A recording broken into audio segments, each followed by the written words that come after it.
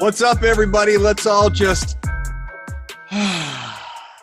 that's just the collective sigh of what in the world is going on with regard to setting your lineups on Sunday. Here's the good news. Today's Friday. You don't need to worry about this for a little while. You can let everything fall into place, figure it all out, and I guess take everything that we tell you today with a grain of salt. It's the Yahoo NFL Sunday show, although there are games on Saturday, Monday, and Tuesday this week. He's Eric Lindquist. I'm Adam Kaufman. We're both just dizzy from all the news because we have just in the last, 10, 15 minutes, had 3 games moved. You now have a doubleheader on Monday and on Tuesday. You got the 1 game Saturday tomorrow. That's just the Patriots and Colts right now. And now we have a 9-game main slate on Sunday as things stand at the moment.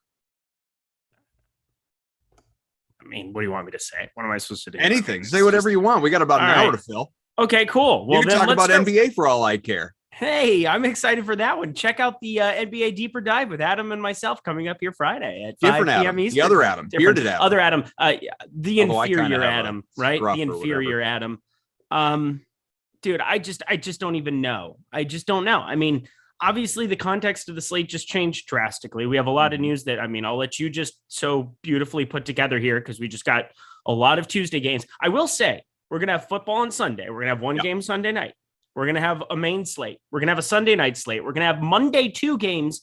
And now we're going to have a Tuesday slate. I will say, if you were looking for holiday bankroll challenge or something, you are probably going to be firing the next. I mean, that's kind of the fun part about this entire thing. If we're going to find any kind of a, open up my eager eyes on Mr. Brightside. The bright side is that silver lining.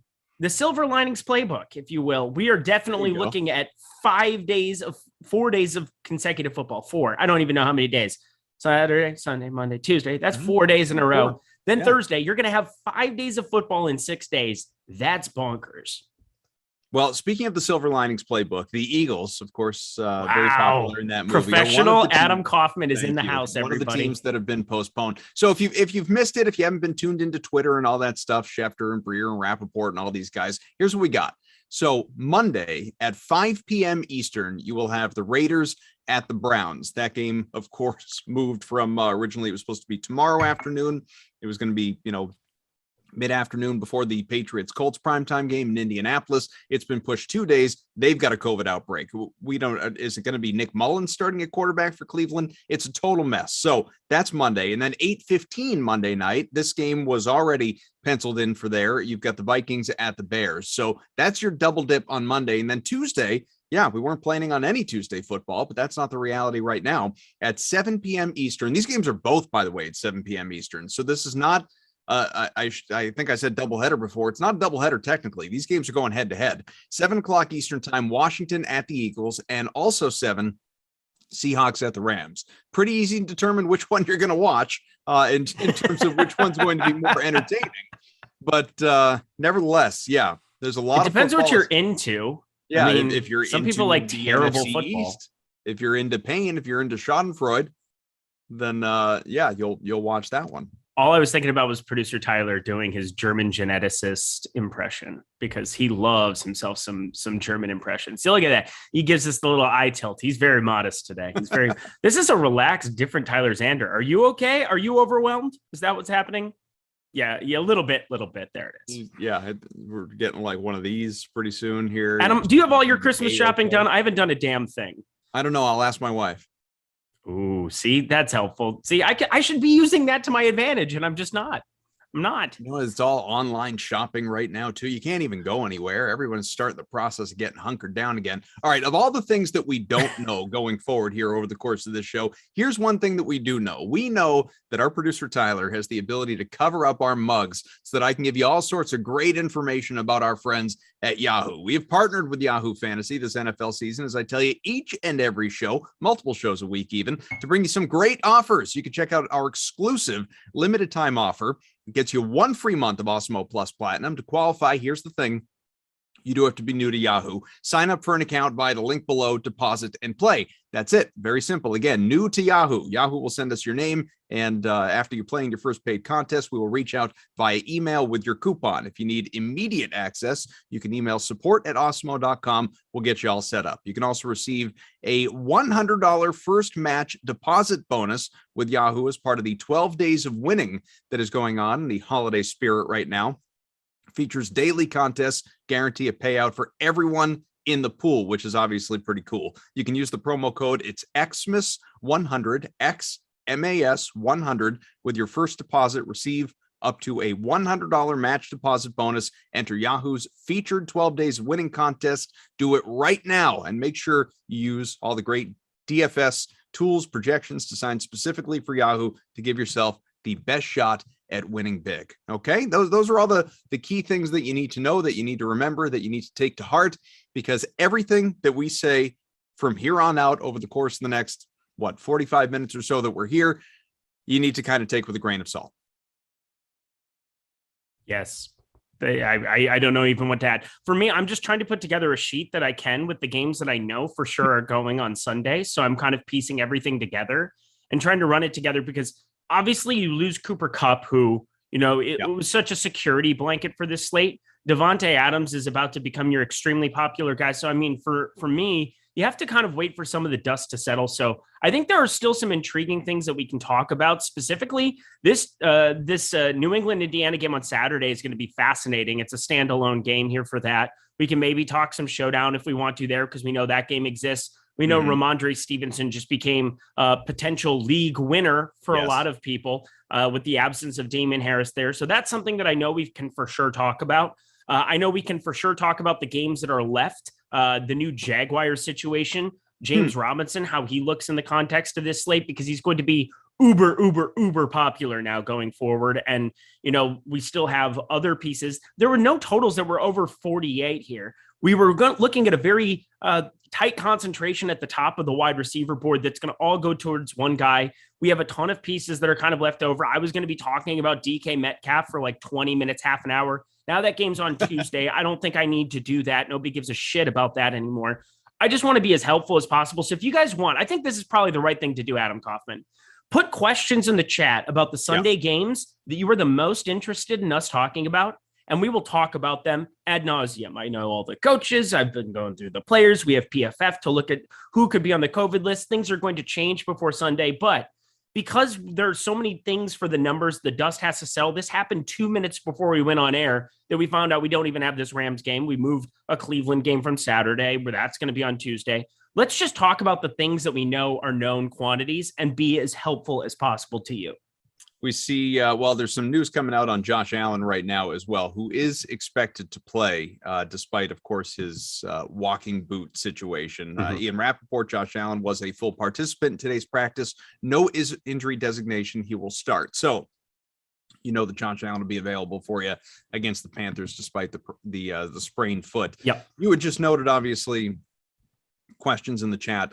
Gunt in the chat says, is Kupp out? I must have missed something. So no, Cooper Kupp is still available to you if you have him on your season-long league, but he is not available to you on the Sunday main slate because the Rams have been moved. One of 3 games that have been moved at this point. So obviously, as we talk about the guys or teams that may be unavailable to you, now Damian Harris has been ruled out. He's not playing on Saturday, but in the general context of us saying a lot of you don't have him, they aren't hurt, they aren't not playing. They just aren't part of the main slate anymore with some of the madness that is going on as of right now. So as Frederick notes, you got a 9-game main slate on Sunday. And as Eric said, get your questions in, hit the like, hit the subscribe button.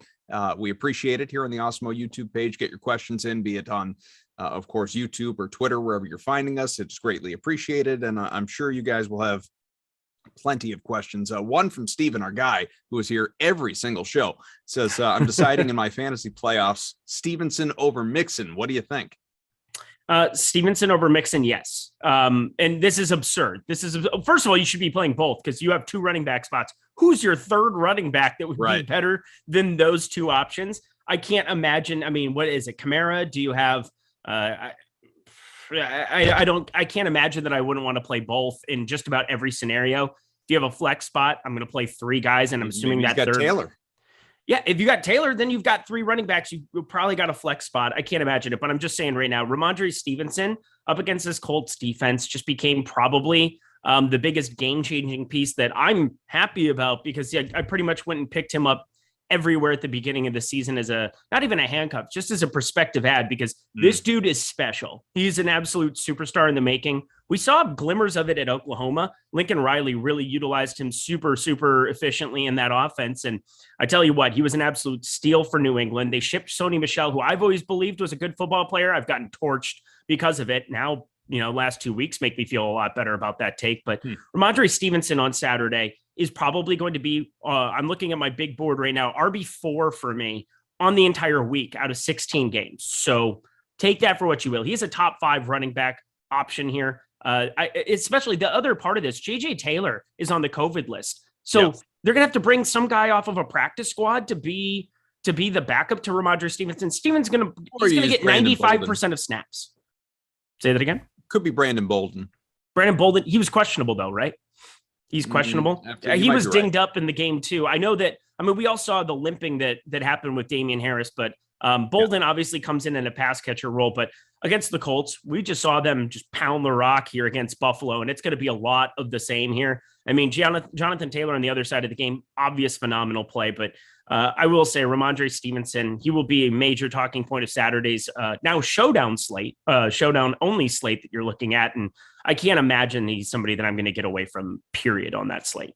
Steven says he does have Kamara, also has Fournette. So there you go. That's the big 4 that he has to choose from this weekend. And Notes Bolden does have the question. Going to say Kamara. I was going to say it had to be somebody like that. I mean, that's an incredible core that you have.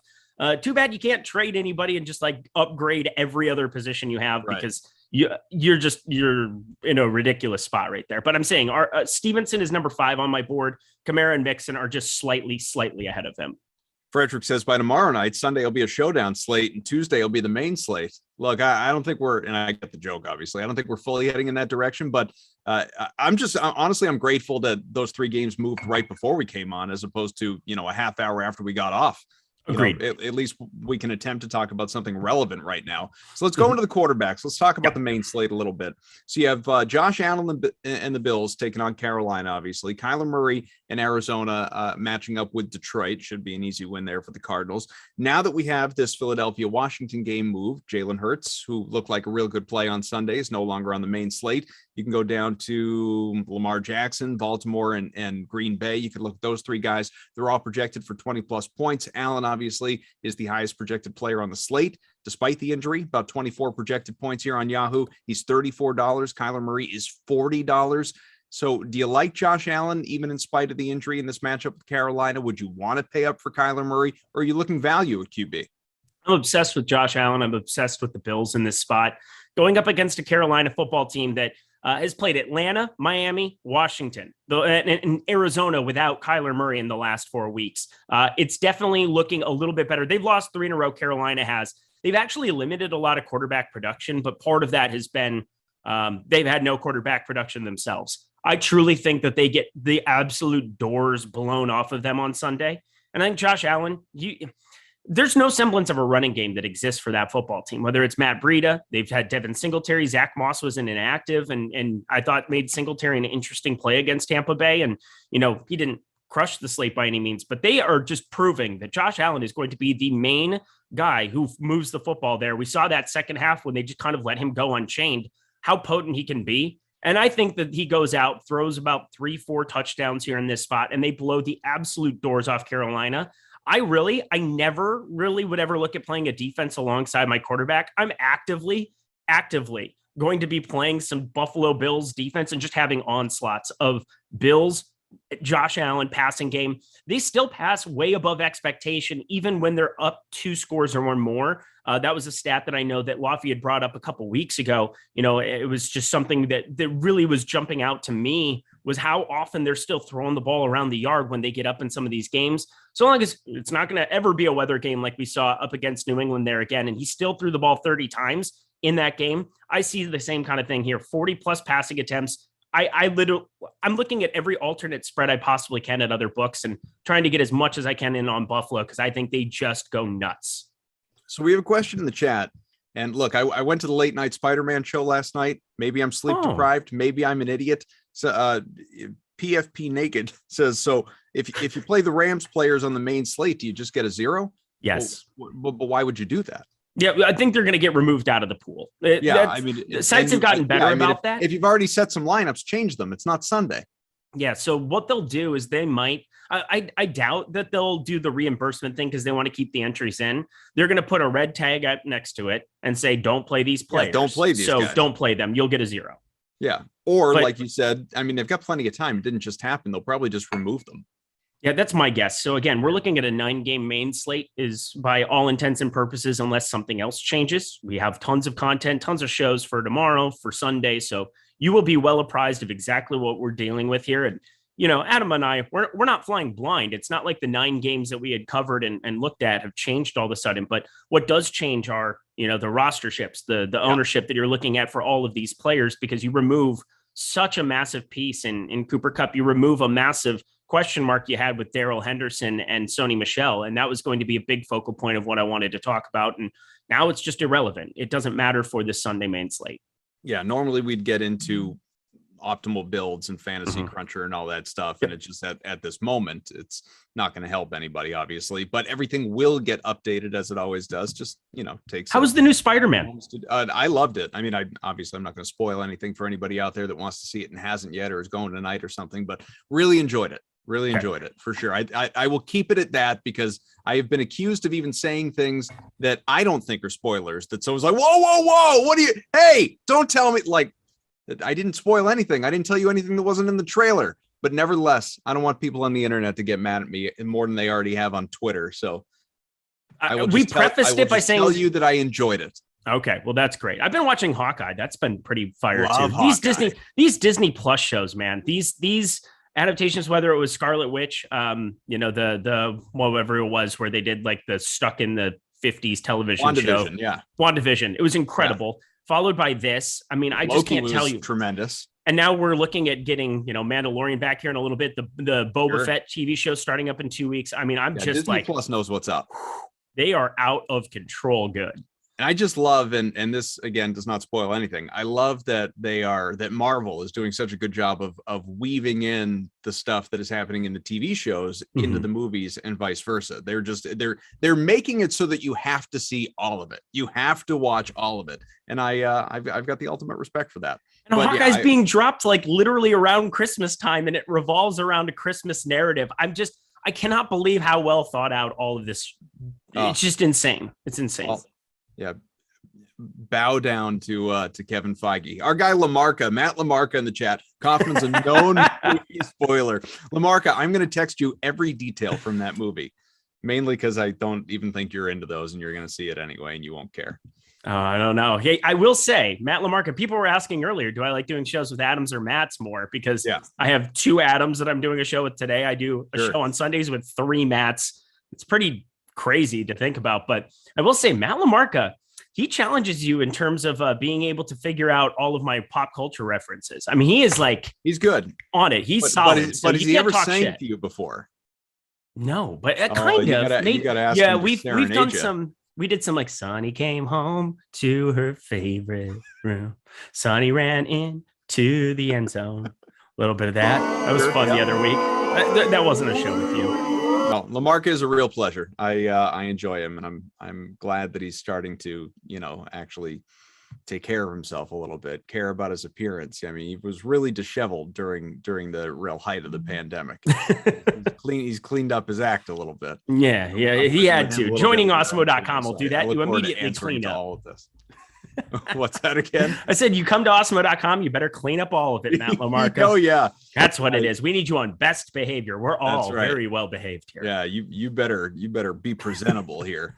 All right, let's keep going with the quarterbacks. Talk about some value guys here. Teddy Bridgewater with, of course, Denver going against Cincinnati. He is considered your top value at the position, almost 8x projected for about 17 points. Trevor Lawrence, now that, of course, this is the new beginning. This is game 1 with Urban Meyer gassed, gone. Looking forward to that, taking on a bad Houston team. He is $22. He is about 8x, 7.5-ish, projected for about 17 points as well. You got Cam Newton, Carolina, other side of that Buffalo game in consideration as well. I know you love Josh Allen, you love some of the higher priced guys, but do you like any of the value this week? I think I'm going to like them a lot more. Here's the weird part is we lose Cooper Kupp, which I mean, has there been a more secure thing that we've seen forever than a $38 Cooper Kupp on Yahoo? No, there is not. He is Mr. Reliable. So, I mean, he's 10 plus targets in every game but one, and he had 9 in that one. So really kind of a moot point, but I'm very intrigued to see kind of what happens, because this becomes I'm able to play the high, like the raw projected points. So if I'm going to play guys down here now on the bottom end, they better carry some massive upside, because it's so easy to be able to pay up now without having to get to a $38 Cooper Kupp, who is the most expensive skill position player here. Now you're looking at Deebo Samuel at $34 being the next guy there. George Kittle might not even be on the slate here, $33. I'm assuming that he's going to play, considering he was limited yesterday. I think he's going to practice full today. We'll wait and see. So just pay attention to that. But, that would be another guy that at least has the upside we've seen the last 2 weeks and has a skill position play, at tight end that can be the massive upside guy you want to pay for. So maybe he ends up getting more rostership. But for me, I see Kyler Murray. Jalen Hurts is like a true 50-50. Lamar Jackson, I would be surprised if he played too. A lot of question marks, but if any of those guys play, there's such a high floor with their rushing, with their ability to move the ball in that direction, that there's just raw points you're able to jam into lineups. So like for me, you see, Tua Tagovailoa at $28. He was somebody that I thought was intriguing when Cooper Kupp existed. I don't know how intriguing he is to me now. He hasn't exceeded 20 Yahoo points in his last 3 games in this winning streak that they're on.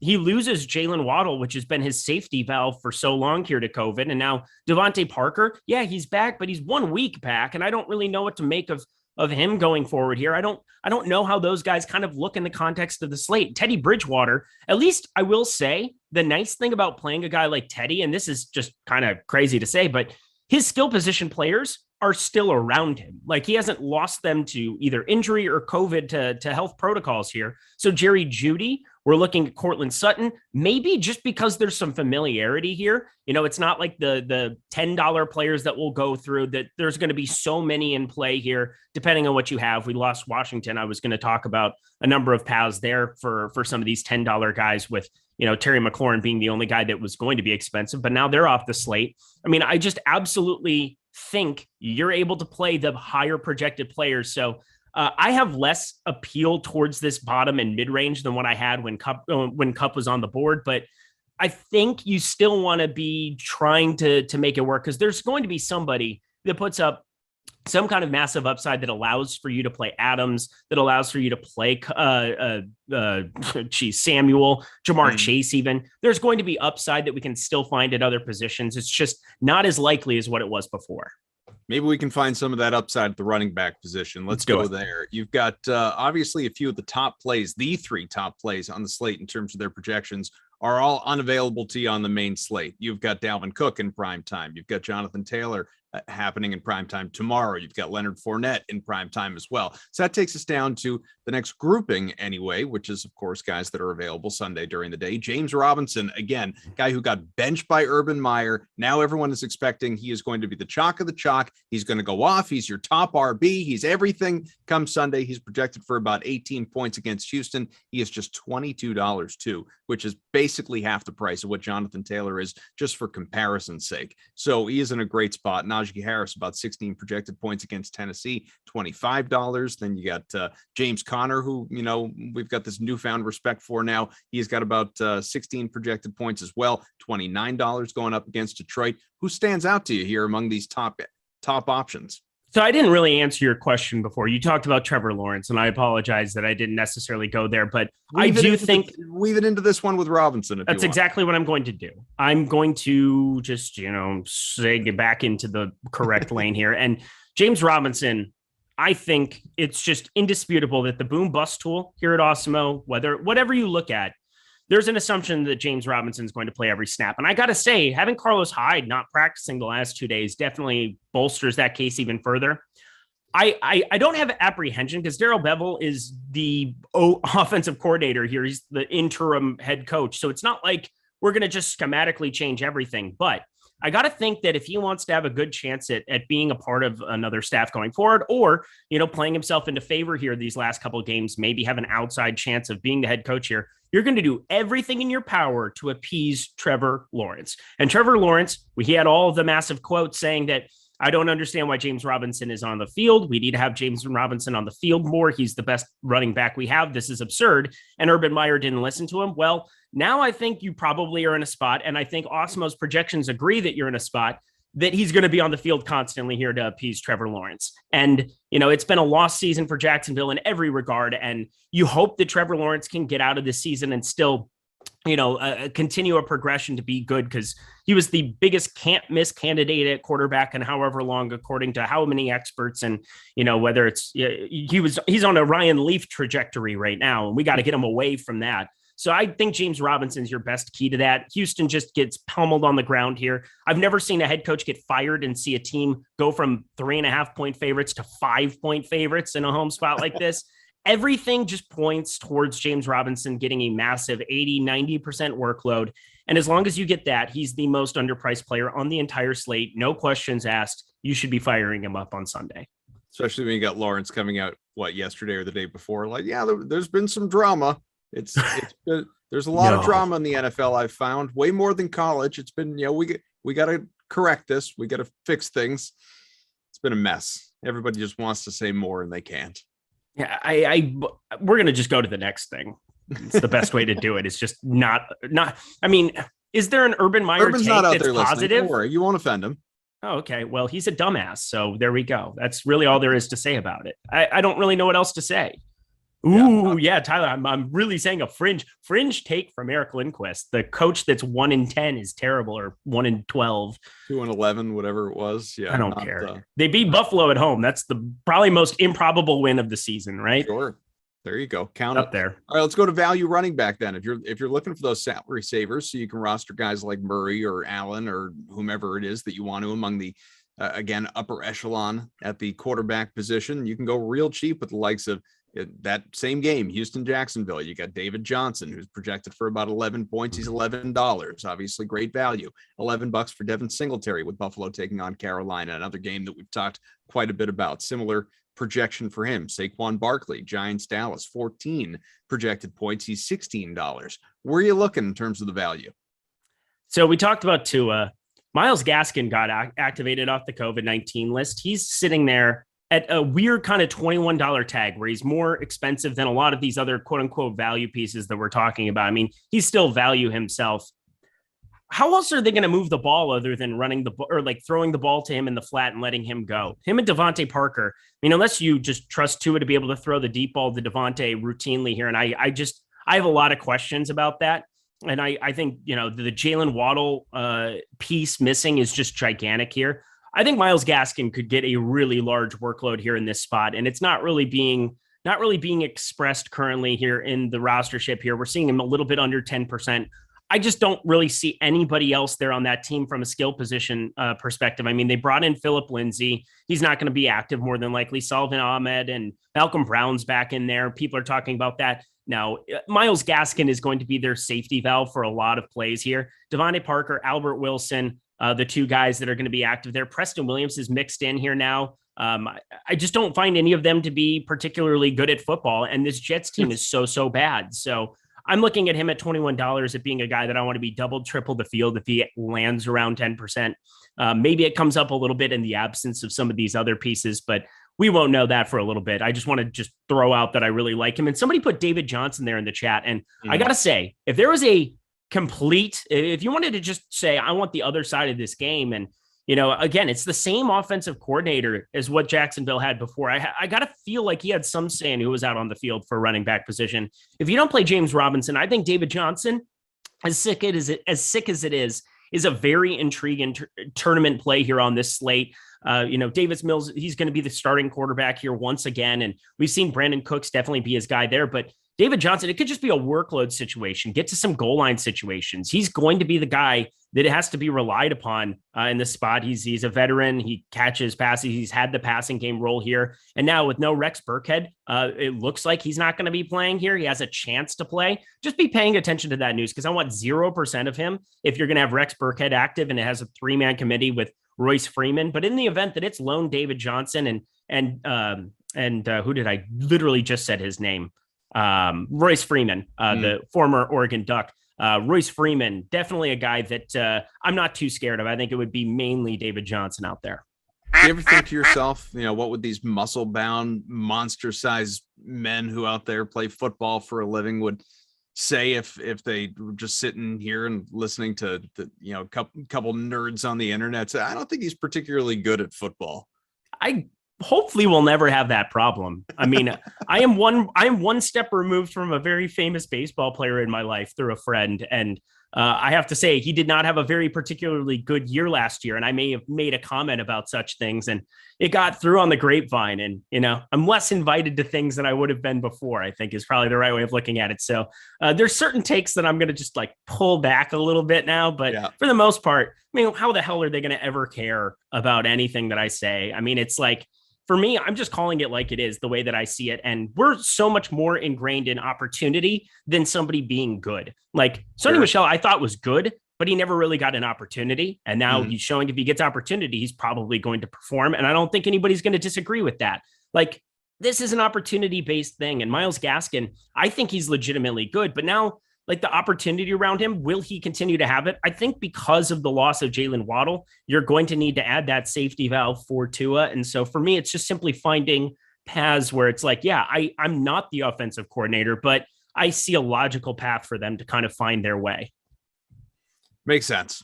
And I'm with you. I don't think they're out there listening. For the most part, anyway. I mean, we have had former football players show up on Awesemo programming before, though. So you never know. You never know. Let's go to the wide receivers. Like you said, Cooper Kupp, not dead, just unavailable on the main slate. So don't worry, people. If you've got him, roster him in your season long, in your playoffs, or if you're coming up on the postseason, just don't play him on the main slate on Sunday. If that option even still exists for you by the time Sunday rolls around, Rams and Seahawks, they have been moved. But you got, let's see. Davante Adams for Green Bay against Baltimore. That's a main slate game, about $32. He is 17 projected points. Deebo Samuel with the Niners taking on the Falcons, 16 projected points. He's coming in at $34, so even more pricey than Davante Adams. Of course, we had Tyreek Hill go absolutely off last night. He was, one of the many good plays in prime time, along with the likes of Godwin and Allen last night looked like a good one. Justin Jefferson coming up here as well. DK Metcalf, that Seattle game that's been moved. So like I said, so you got Davante Adams, you got Deebo Samuel, you got Stephon Diggs. I mean, those are probably your top three main slate options. Who do you like? I absolutely think the first player in your cash games, period, end of story, is Davante Adams. It's done. Like if you play any cash games on Yahoo and the first guy you click on isn't Davante Adams in your lineup, you're just kind of doing it wrong, and you should reevaluate things, because Davante Adams now is just so clear cut at $32, not even the most expensive wide receiver on the board that's left here. Deebo Samuel being $2 more, who is basically a glorified running back. I think there's probably a path to playing both, but I'm just clicking Davante Adams and moving on. $32. He's undervalued. We've seen the type of workload that we were expecting. There were some random games in the middle of this season that just kind of fell by the wayside for him, 5-7 targets and such. We are not seeing that anymore.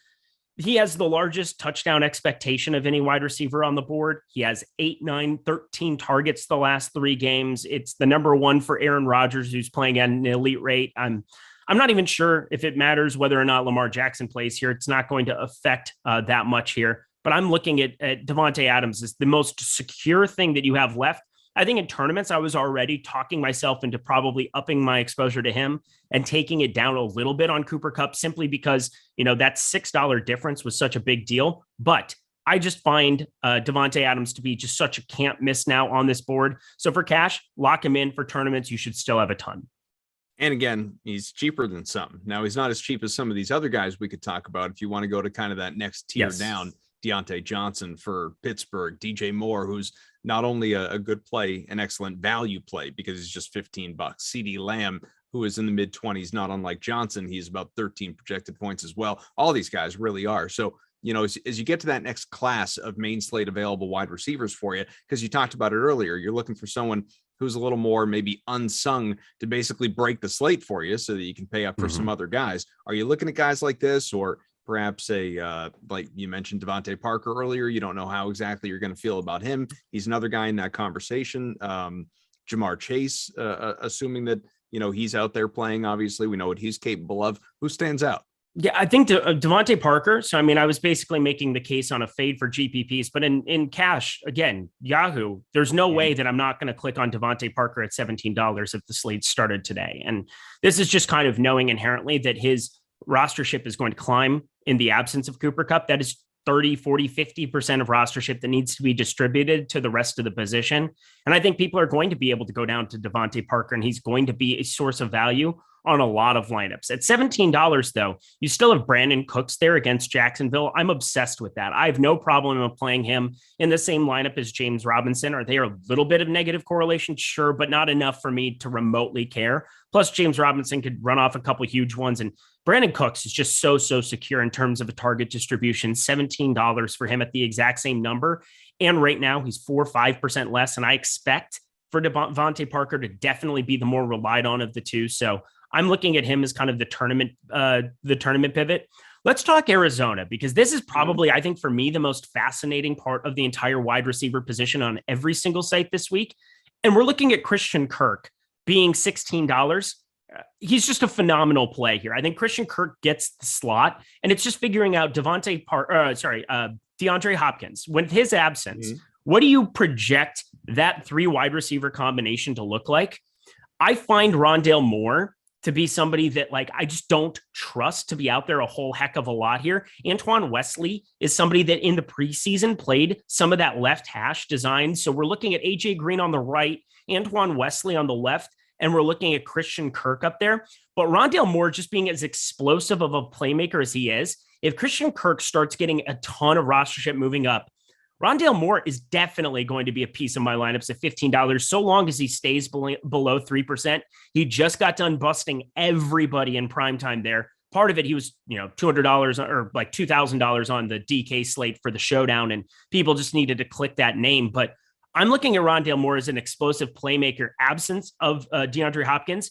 We can see what that 3 wide receiver set looks like, but I got to think Rondale Moore, when he's on the field, he's going to be doing all of the things he did at Purdue, which is just making plays after the catch. So I like him a lot for tournaments.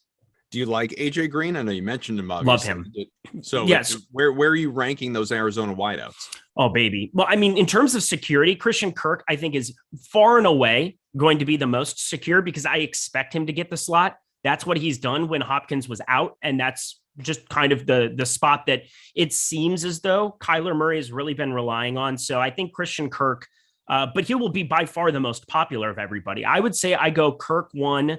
For tournaments, though, I want to flip it. And I'm going to put AJ Green probably right behind Rondale Moore. So I'll go Moore, Green, Kirk for tournaments. But in terms of security, it's the exact opposite. Greg in the chat says, hey, guys, any Russell Gage love in large field tourneys? How do you feel about Gage? He's always fascinating to me because you expect with Calvin Ridley out that Kyle Pitts was going to be somebody who took on a larger workload. And that hasn't been the case. It's basically gone exactly towards Gage. And Gage has been a pretty serviceable route runner. I get worried because we don't always see that target distribution for him. This is an under 19 total here, but Atlanta can't really move the ball running. It's just proven to be a fact. They only gave it's 16 carries that are going to Cordarrelle Patterson, and he's lining up at wide receiver here as well. It's just not an effective offense running the football here. Mike Davis has actually existed the last 2 weeks, which is a little freaky, but against San Francisco, Russell Gage, if you're looking for like specific run backs for that game, I don't know how you could possibly go wrong with him. Kyle Pitts is now down to $14 on Yahoo, getting 10.8% rostership simply as a leverage play. I think that Russell Gage at 3% makes a lot of sense. So I like that call. Steven says, in showdown, would you captain Kirk?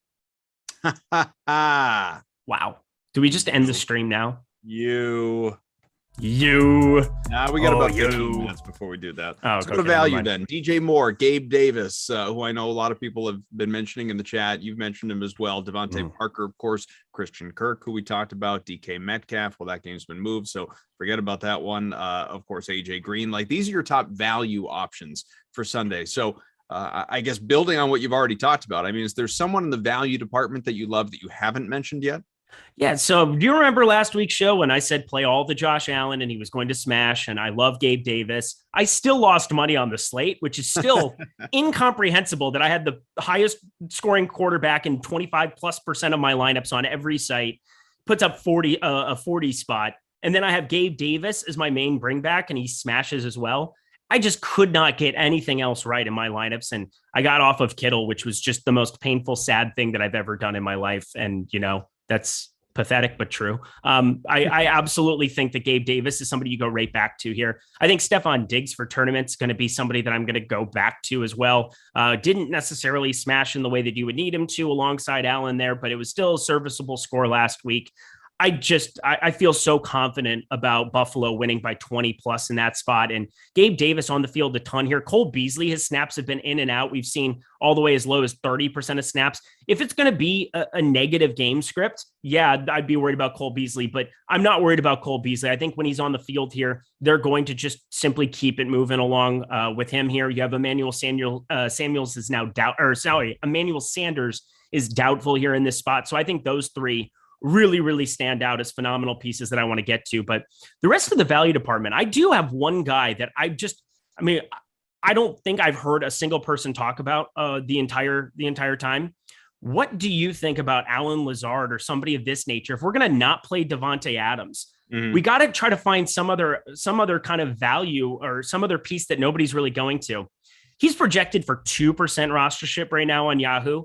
Alan Lazard has been on the field an absolute ton. He's received 7 targets here now, 6 targets in his last 2. Obviously, he smashed in prime time a little bit there, so maybe we're a little low on that. But Marquez Valdes-Scantling, he's been limited here this entire week. He's got the Q tag next to him. Equanimous St. Brown is just not a thing here for this Green Bay offense. And, if you're looking at Aaron Jones being somebody who's been limited in practice as well, he's been such a focal part of that passing game here. This might be a game where they just let Aaron Rodgers go out there and chuck it around the yard for however long, and A.J. Dillon mixes in with his 15, 20 carries. that leaves a lot of receiving volume. And if it's not going to be Adams that you play in tournaments, I think Allen Lazard as a spend down option really stands out for me.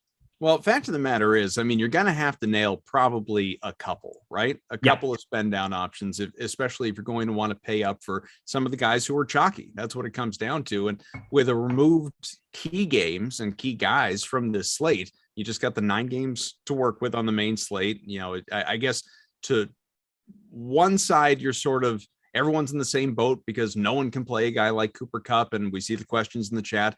No, he's not out or anything, but that game has been moved. So you got the Seahawks and Rams on Tuesday now. So it's not a part of the main slate anymore. You're going to need to hit on someone in order to win that million, depending on where you're playing, or, you know, take down a baller contest or whatever it is, obviously. I don't know if Lazard's a guy that I necessarily trust. I understand what you're saying from the standpoint of, you know, he's out there, he gets the snaps, he gets the usage in that sense. It's just Rodgers is never looking in his direction. Like Lazard to me is a video game target. In real life, the only way he gets any attention is if Adams isn't even on the field. Or you basically have Harbaugh scheming specifically to try to take and limit Adams as much as possible. And it opens up Lazard to have a massive opportunity there on the outside. So for me, it's more of an investment in a leverage play of, you know, if something happens where Adams isn't as, if Adams doesn't reach his ceiling, he's going to be the most popular wide receiver on the board. Who is the direct beneficiary in the event that the Packers are still successful? I don't see it being A.J. Dillon so much. I mean, Aaron Jones limitations, that's going to be a big question mark for me. I got to be thinking Aaron Rodgers is going to be a major guy that, you know, we know his ego. We know all of the things that go to Aaron Rodgers, but there is no disputing that he is a very, very good football player. I think you can make any wide receiver that's on the field a thing. And Lazard has at least gotten the 6 targets the last 2. So if it's not going to be Adams, just as direct leverage, you would think Lazard would probably succeed. Adam Schefter just tweeted more Browns officially added to their COVID list. Great. Case Keenum, who we already expected to be out. And there are a bunch of mostly defensive players, actually. You got 3 linebackers, 2 safeties, and a cornerback. But Kareem Hunt is on that list as well. All right. Well, good. If you said Dearness Johnson, I was going to probably just, not talk for the next 10 minutes. So that's good because I would have a lot of issues in my life. Yeah. Well, I don't want you to have issues. I mean, Dearness Johnson, I already have issues. I mean, I lost Waddle. I have Waddle on like legitimately every team. So that's not fun. PPR. Sure. No, not great. I'm with you on that. Tight ends, Scott. We haven't even talked tight ends yet. We've got about 10 minutes left. Let's go to the tight ends. So George Kittle is your top projected play, not only on the main slate, but in general, as it relates to the tight ends. Obviously, after what he did last week, I know it pains you not sharing in that excitement, but for a lot of people, he made a lot of people happy. He was very, very good. And so he's projected for about 13 points on Yahoo. He's $33. He is the most expensive tight end as well. $2 more than Kelsey when he absolutely went off last night, as we saw. You got, Gesicki at about 11 projected points. He is $19. Ertz for Arizona at $18. There's Andrews for Baltimore, about $23. So he's a little bit of a pay up. Who stands out? So George Kittle, part of the main reason that I wanted to get away from him last week, and I was so high on him the week before that, was the return of Deebo Samuel.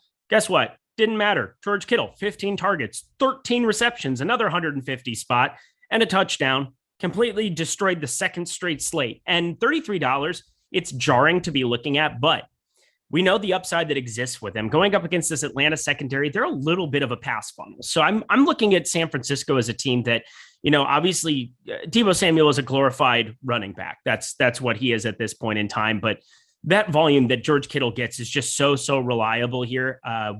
Came back. He was obviously not right there for a majority of the season. Sits out, comes back, and he's just absolutely torching the league right now. And maybe Atlanta will try to make adjustments, but I don't think it's going to matter. I think they're going to be able to do whatever they want to do against this Atlanta secondary. It's going to be a joke. So George Kittle, if you can get to him, it shouldn't be too cost prohibitive to try to get him and Adams in a lot of lineups. And $33 is $10 more than one Mark Andrews, who, I've been talking about the Green Bay side. Talk about 11 targets here for Mark Andrews as well. And partially, if they don't have Lamar Jackson out there, I'm not saying that it's like a massive downgrade for him.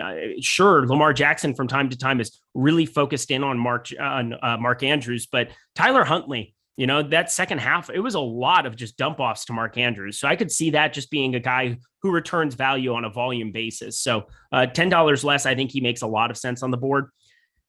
I don't know where Mike Gesicki is going to fall in the landscape of this, but obviously no Jalen Waddle out there. I made a case for Gaskin. I have to make the same case for Mike Gesicki, who's basically out there running a route on nearly every play. But something tells me he'll end up the most popular play. Dallas Goedert is currently the guy we have projected there.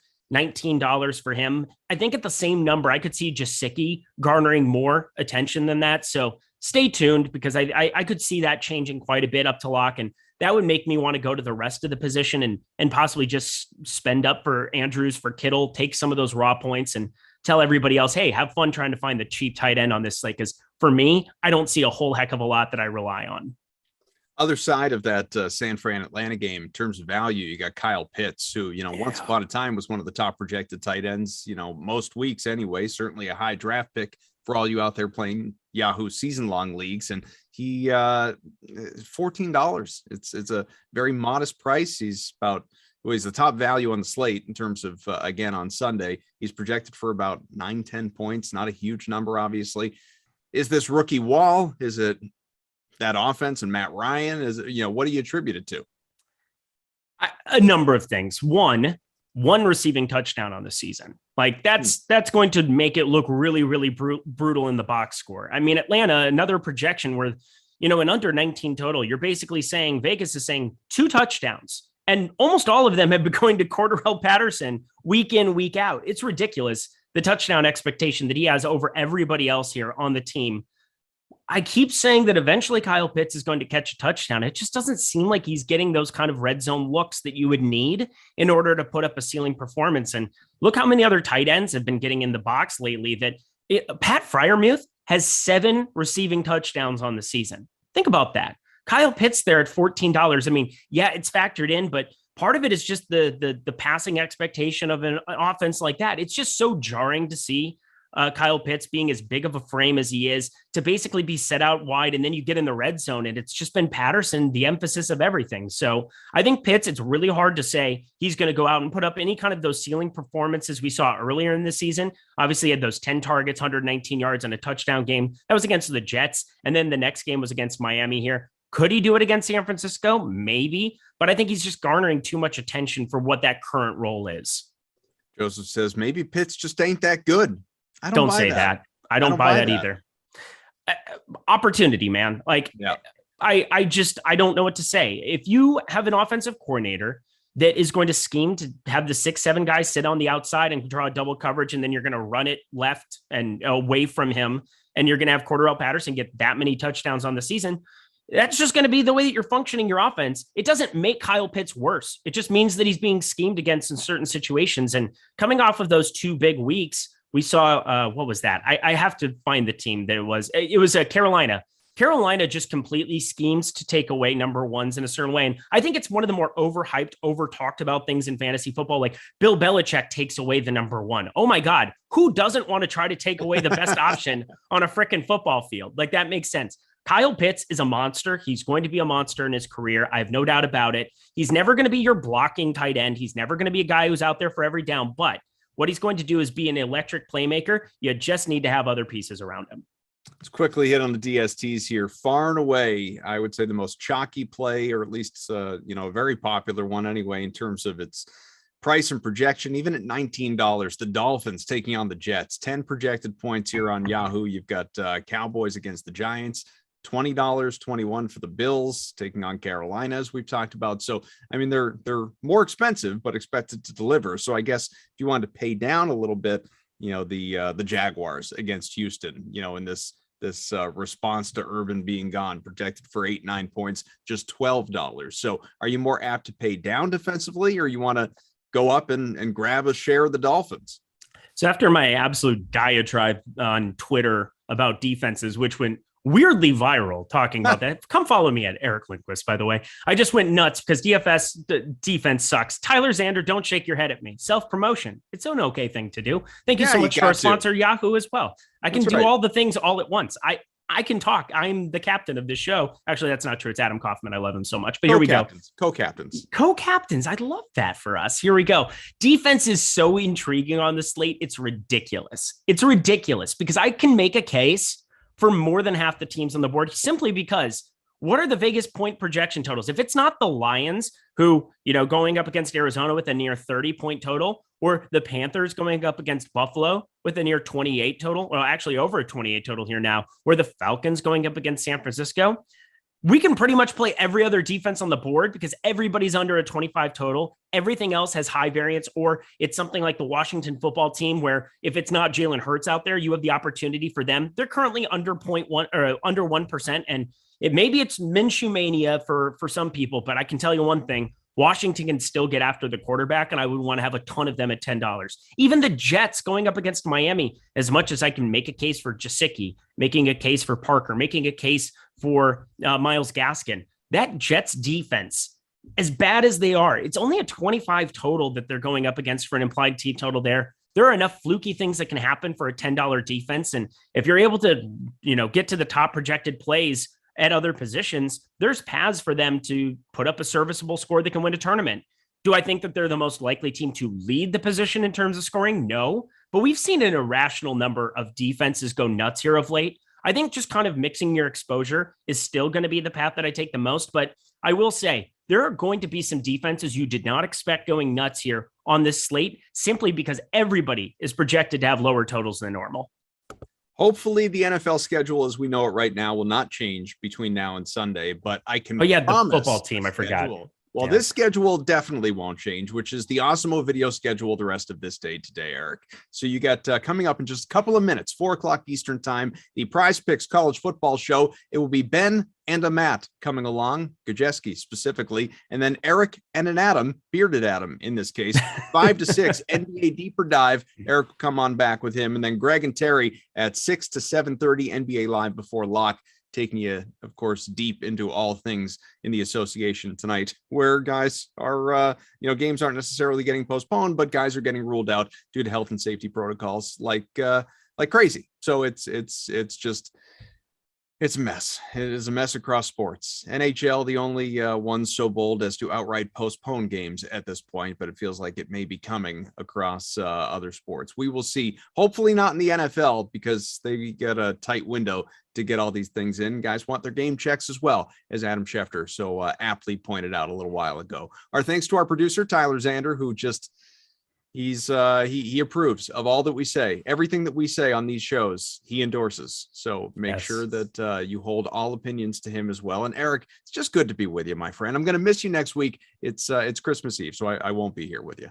I'll miss you too. I mean, it's been lovely. I think you should spend some time with your family, be a good father, do all that crap, whatever. I'm going to just be talking sports in the same chair. So Probably. I'll see you guys next week. All right. See you guys.